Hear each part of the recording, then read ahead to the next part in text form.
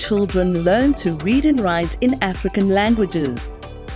As the South African home language community, we need to work towards building an evidence base of best practice to inform the teaching and learning of literacy in African languages. But we also know that there are some aspects of literacy learning that apply to all alphabetic languages. So, what approach has the PSRIP home language taken, and what more needs to be done? What has informed the PSRIP home language program design? Firstly, the design is informed by evidence-based practices that apply to all alphabetic languages. In addition, an attempt has been made to identify the unique aspects of African languages and to factor these aspects into the design of the program. This will be an ongoing process with future iterations of the PSRIP home language informed by ongoing research and emerging evidence. What does the PSRIP home language design look like? We know that all literacy programs for alphabetic languages should include the following components. 1. An understanding that speaking, reading, and writing are linked. When we write, we put our thoughts or words onto paper using symbols that represent speech sounds. This is called encoding, using code to turn spoken language into writing. When we read, we say the thoughts and words that have been written. This is called decoding, using code to turn written language into spoken language. 2. Phonemic awareness and phonics. Children need to learn letter-sound relationships in order to write and read the language. 3. Handwriting. They also need to learn to correctly form letters to represent the sounds they want to write. 4. Segmenting and blending. Children must be able to segment and blend sounds in order to write and read words. 5. Writing and reading practice. It takes a lot of practice to develop literacy skills. This includes writing and reading sounds, words, sentences, and longer texts in order to build fluency. 6. Reading fluency. As part of fluency, children must also be taught how to read with accuracy, at a speaking pace, and with the correct expression. 7. Language structures. Children must be taught the structures of a language in order to better understand and anticipate what they are reading. A knowledge of language structures also helps them to write with clarity and meaning. 8. Vocabulary. If children do not know the meaning of words, they will not be able to comprehend what they are reading, and their writing will be limited. 9. Background knowledge. The more children know, the easier it will be for them to understand what they are reading about, and the more extensive their writing will be.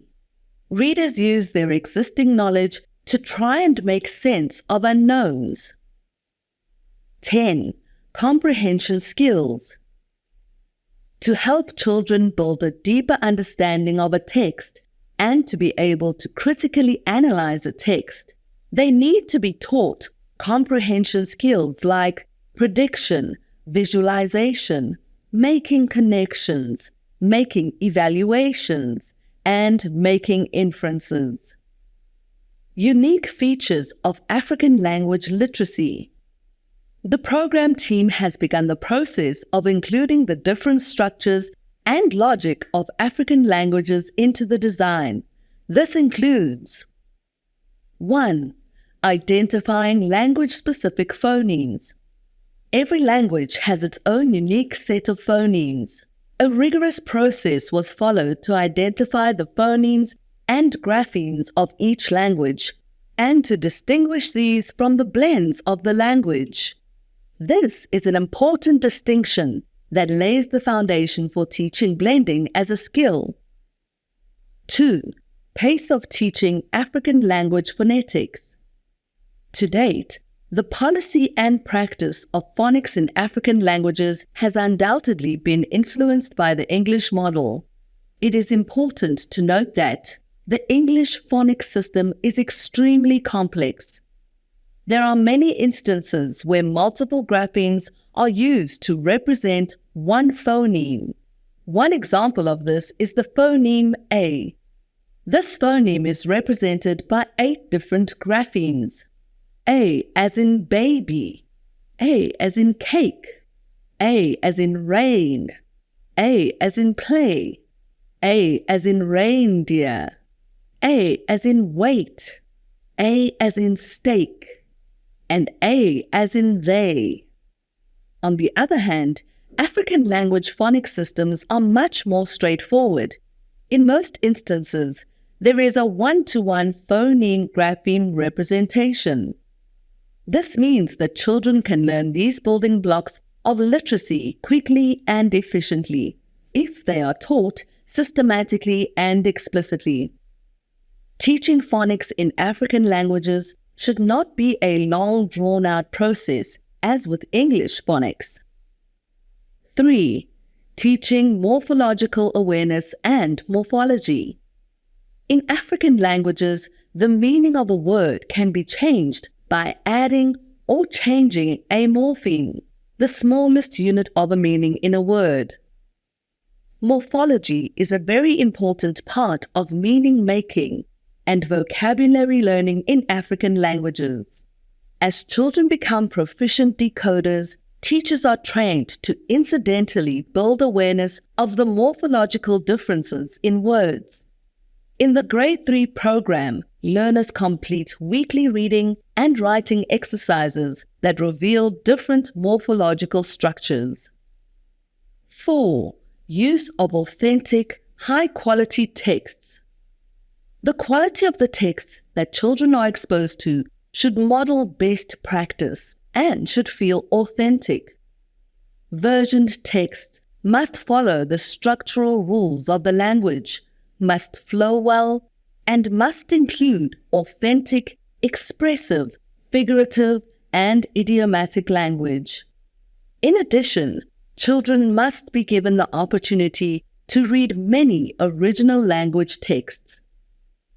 Recap the design features of PSRIP Home Language. To recap, the PSRIP Home Language design includes a clear understanding of the relationship between speaking, reading, and writing. Systematic and explicit teaching of language-specific phonics. Activities designed to build segmenting, blending, and decoding skills. Activities designed to develop reading and writing fluency.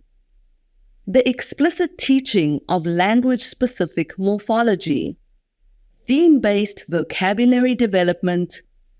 Theme-based knowledge development. The explicit modeling and teaching of comprehension skills. And exposure to high-quality, authentic texts.